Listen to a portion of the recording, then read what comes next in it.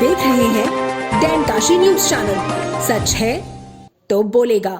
लखनऊ के गोमती नगर स्थित Jayaprakash Narayan international centre को निजी क्षेत्र को 30 वर्षों की दीर्घकालीन लीज पर दिए जाने के उत्तर प्रदेश सरकार के फैसले के विरोध में राष्ट्रपति को ज्ञापन भेजा गया है। जिलाधिकारी वाराणसी के माध्यम से राष्ट्रपति भवन नई दिल्ली भेजे गए ज्ञापन में फैसले पर पुनर्विचार करने और जेपीएनआईसी को जनहित में सार्वजनिक संस्थान के रूप में विकसित करने की मांग की गई। ज्ञापन में कहा गया कि जेपीएनआईसी महज एक भवन या निर्माण परियोजना नहीं, बल्कि लोकतंत्र, सामाजिक परिवर्तन, लोक सेवा और लोक नायक जयप्रकाश नारायण की विचारधारा एवं विरासत से जुड़ा महत्वपूर्ण संस्थान है। परियोजना की संकल्पना और निर्माण प्रक्रिया वर्ष 2013 में शुरू हुई थी।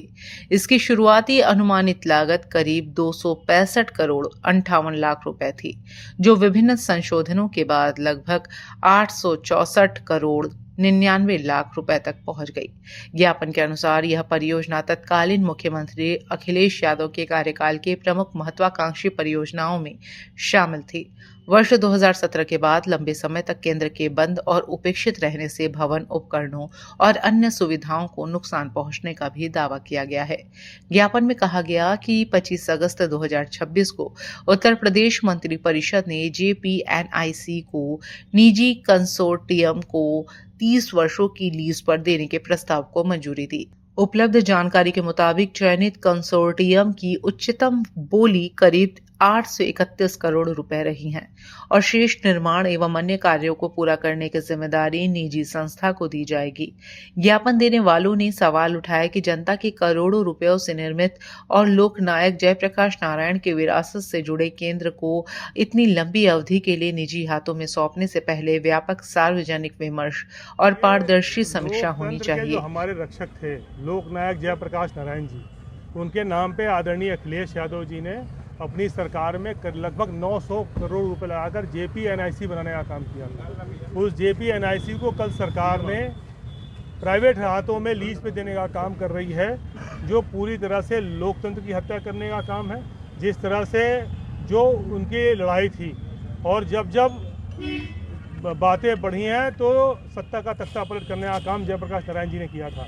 आने वाले समय में भारतीय जनता पार्टी की सरकार का सत्ता का तख्ता पलट करने का काम हम लोग मिलकर करेंगे, क्योंकि जिस तरह से जयप्रकाश जी को अपमानित करने का काम किया है, जेपीएनआईसी जो एक ड्रीम प्रोजेक्ट था आदरणीय अखिलेश यादव जी का, किस तरह से संघर्ष था जयप्रकाश नारायण जी का, जिसमें उनको हम लोग देखा करते थे, उस सारी चीज़ों को खराब करने का काम उत्तर प्रदेश सरकार कर रही है।